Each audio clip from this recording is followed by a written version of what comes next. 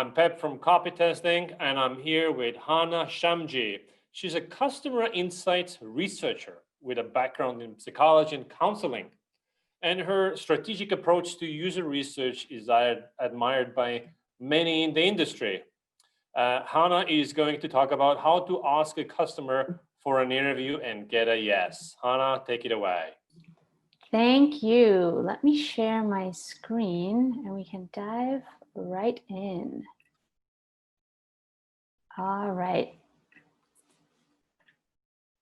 So hello, we're going to talk today about something that's a little bit nitty gritty. We're going to dive very deep into some actionable tips and techniques into how to actually get a customer to agree to an interview. We've got this like huge spectrum of audience research. And on one side, we've got like the buy-in and getting buy-in. And when we get that green light, it's awesome. But how do we actually get the insights on the other side?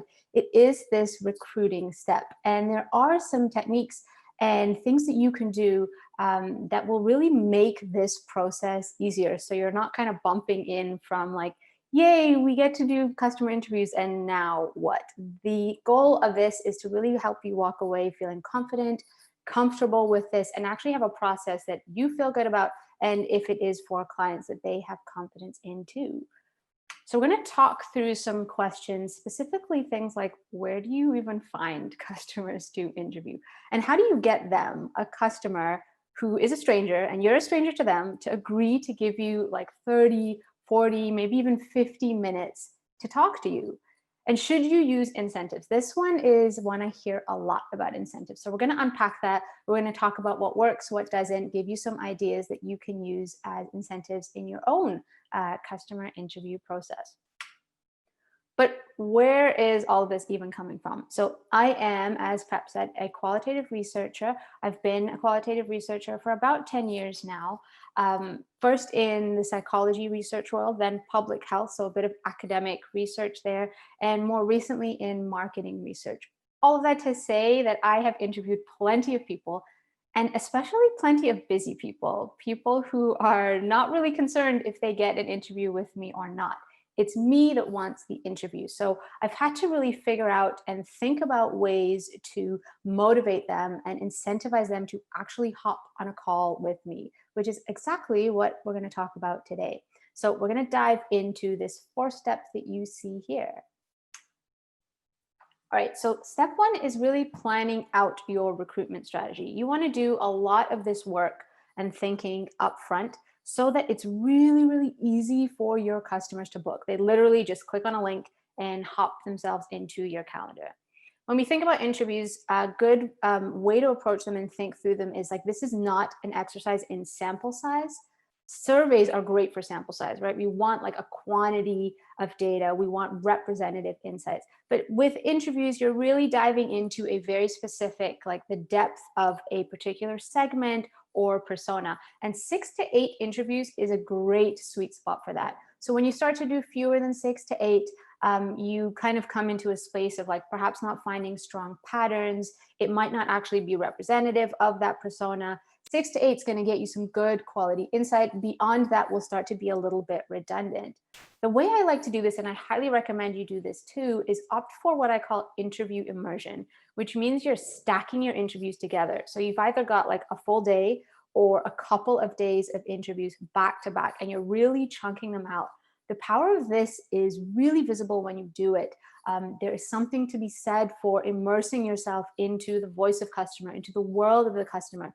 You'll notice that if you take this approach, you will start to spot connections, themes, patterns way more quickly and in a far more nuanced way than if your interviews were just like super spread out.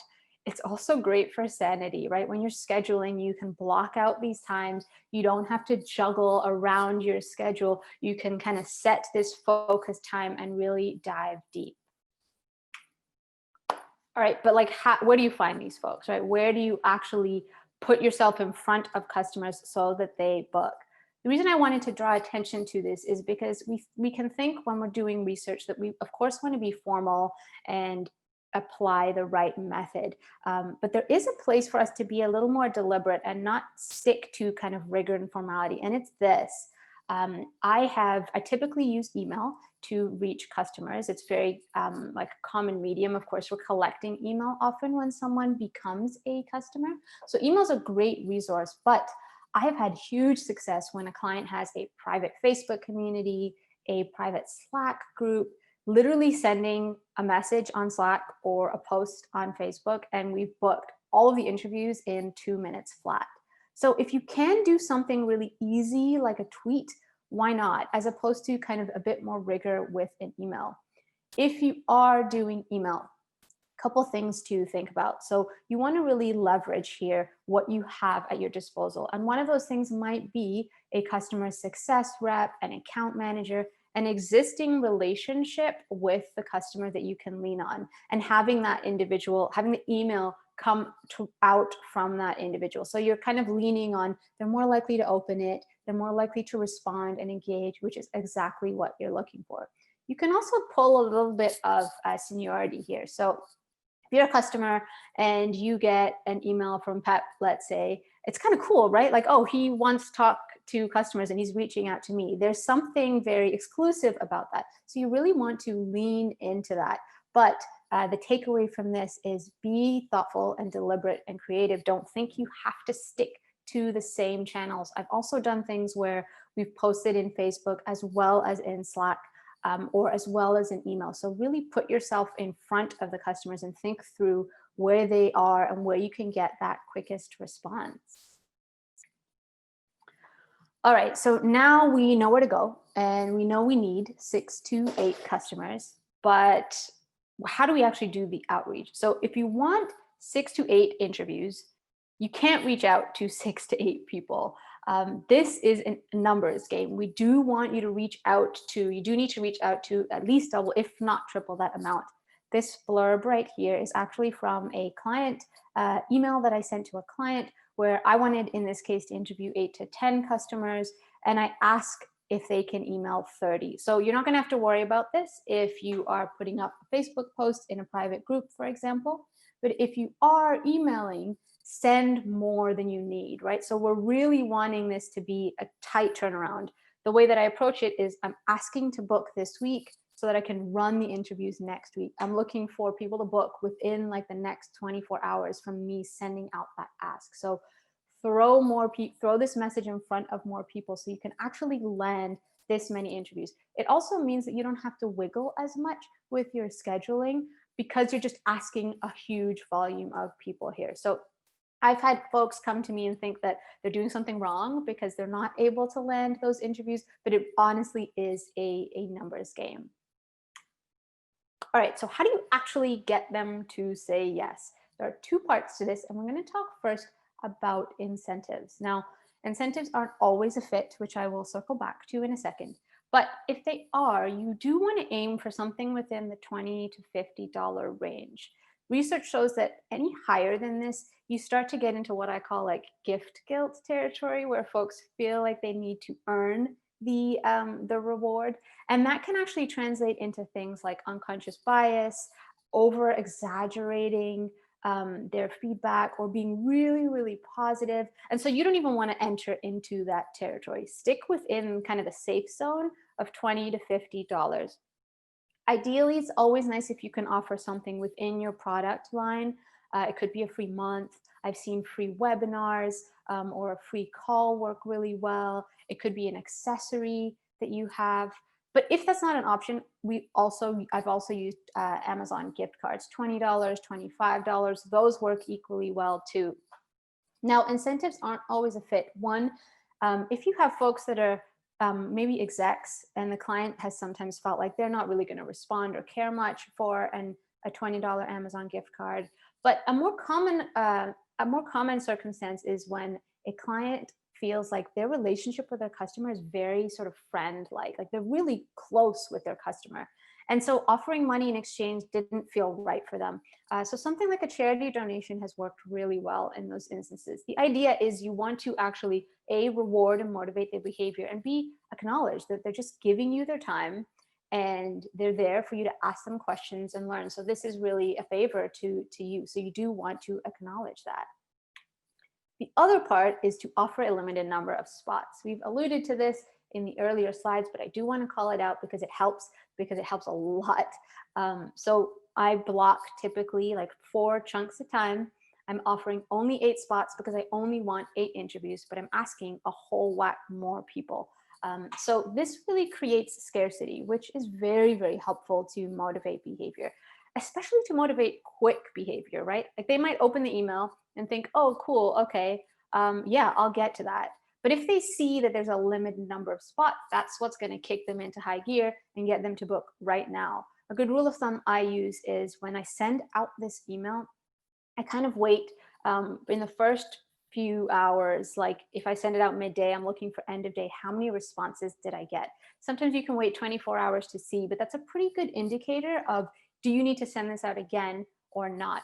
I don't really see a lot of like trickle customers booking kind of after that 24 mark. It might be one or two more, but you really want to get a quick response in a tight turnaround. All right, so what does this actually look like? How do we actually talk to these customers? What is that Facebook post or the Slack message? Now, what I'm going to share with you is an email that you can use, that I use regularly, with a few little tweaks to recruit customers. But you can repurpose this same language on Facebook or in a Slack message or whatever that medium is, as long as you're hitting a few pillars, which we're going to talk through right now. So on the left-hand side, you can see this is kind of the email template that I use, and the same one that I'll share with a client for them to populate wherever there is that yellow highlight with their specific information. You want to lead first, either the headline or the subject line, in this case, with the incentive. So give them a reason to like open the email. Why should I even care? Why should I take notice? So lead with the incentive, because this is the goal of the incentive, right? Is to drive them to even consider talking and chatting with us. So you want to start there, and then you quickly want to position it as an actual like one-to-one ask. So often with customer conversations or communication, we have the like one-to-many, but you want to make sure it's really clear here, like this is coming from a real person because I want to make a specific ask to you, which is where this next sentence comes in. So we've got something a little exclusive here, right? It is that I'm being handpicked. This isn't a blast to all of the customers. This is a very specific group of customers. And the more specific that you can make this, either by newest, or if there are lapsed or recent cancellations, or whatever category that you're looking for, adding that in there is really a nice identifier, and it makes folks feel very special and exclusive. In number 4, this line, any chance you'd be up for a 30-minute chat? So something that sounds like a little bit of a nuance here, and it is small, but it's really powerful, is to not call it an interview. Call it a chat. Interview rings of like, oh, maybe it sounds a little bit like a job interview. Am I going to be peppered with a whole bunch of questions? But a chat sounds pretty easy. Like I'm getting money to just chat with someone. It has a very, very different tone. And when you're entering this territory of a customer hopping on a call with you, a stranger, you want to be really mindful of that, which is where this next part, number 5, comes in. So this is a territory where customers not really been before. They don't really know what to expect. They might not know you personally. And so they can run into that kind of foreign territory sort of reflex, right? Like a little bit of hesitation. Do I really want to do this? What's this all about? And you want to create what's called psychological safety. And really that is just managing expectations. You want to tell them about the interview without telling them what you're going to ask. And the way you do that is really spelling out. You don't need to prep anything. This isn't a sales call. I'm not going to trick you with any questions. I'm just going to give you your incentive right after. This is going to be really easy and harmless, painless. You really want to emphasize that and create a very like simple experience. If you have a why that you can spell out, go for it. When we've talked to customers about the fact that their insights are going to be used to rewrite a homepage or a landing page, especially if they know the page that you're talking about, they get kind of excited. So it's a nice way to get them on board and to feel invested in what you're up to, especially if it's a product that they care about and you have a good rapport with your customers. Then we want to tee it up with mentioning the number of spots you have, or the number of spots you have left, and then let them book right away. So when they click this link, it opens up my Calendly and they book right away. And if they can't find availability, so let's say I've got 8 spots, but now by the time that they click, there might be 4 spots left and none of them work. What I do here is add in a PS. And what that PS does is it means it's like a catch-all. So I actually walk away with that eight customer interviews booked. And then I have a little wait list of folks who were really interested and that availability didn't work for them. So if I have a no-show, if I want to interview an extra customer, I have people that I can just ask and shoulder tap and jump right into a few more interviews. So really kind of getting the most out of these conversations. And that is it. I had a timer going too, so I think I'm like at the 15-minute mark, and we'll dive into questions right now, right, Pep? Thank you very much. Right on time. Yeah. Nice. Awesome. Quick question I have is that the email template that you shared, I love it, by the way. Where can we get that template? So if you hop onto my site, there is a playbook, and I have a template that you can grab. You can grab on as a sort of download there. Mm-hmm. Once you get those people on the call, Omar is asking, do you use a template for the customer interview? I don't. I'm assuming you were asking about the questions themselves, like for navigating the actual interview. Yeah, I guess we don't really have the time to discuss how to conduct the actual interview. So let's just skip over there. Armand was asking about the PS in the email, that it talks about you in third person. Is that intentional or just a blooper? No, so the way that email was written, there's a line there that I actually didn't call out, and it introduces like the interviews will be with our customer researcher, me. I see. So that this is an email that would be from a client, and then they're the ones that are leveraging and introducing me, and I'm copied on that email. So if it's coming from you directly, you can just scrap that altogether. Totally, yeah. Do you ever email people who have like no relation to you, meaning that it's like a cold interview invite? Yeah, so we've done that with, especially if they want to set up a new product as well. They want to test a new market and they don't actually have customers. And those will be a space where we might go on LinkedIn. We're really kind of tapping the network. So you can use a similar process in terms of the email, but make it really emphasizing the why there, because that's going to be helpful and show that like, oh, they actually want to talk to me because I have X experience. Gotcha.